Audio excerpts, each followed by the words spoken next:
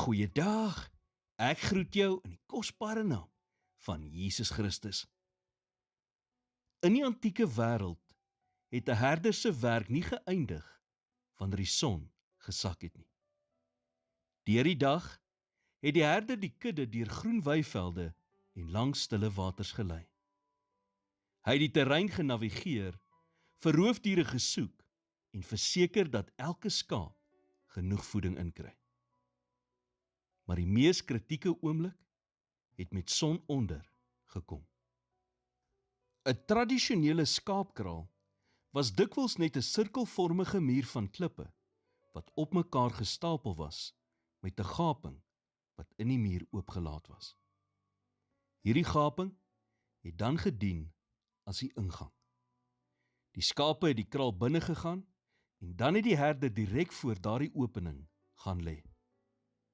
Hy het nie in 'n nabygeleë tent gaan slaap terwyl die skape aan hul eie lot oorgelaat is nie. Nee, hy het sy liggaam fisies in die gaping geposisioneer en letterlik die hek geword. Enige roofdier wat die kudde wou bereik, moes eers verby die herder kom. Psalm 23 vers 1 sê, die Here is my herder.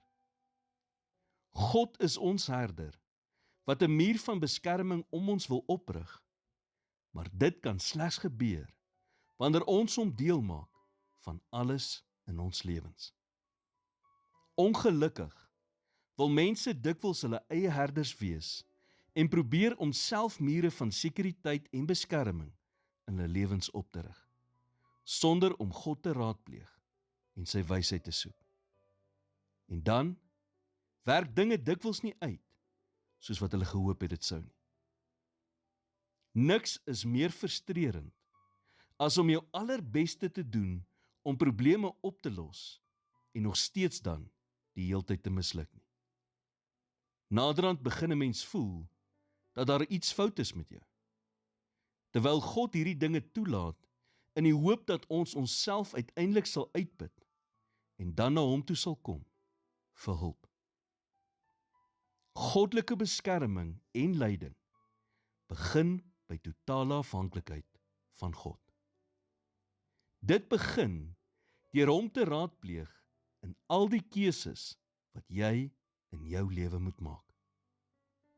Here, dankie dat U die beskermer is van my lewe. Vergewe my vir die kere wat ek my eie herder wou wees en my eie mure van beskerming wou oprig, in plaas van om U te nader in alles wat ek aanpak. Ek verklaar en erken vandag dat ek totaal afhanklik is van U. In Jesus naam bid ek dit. Amen.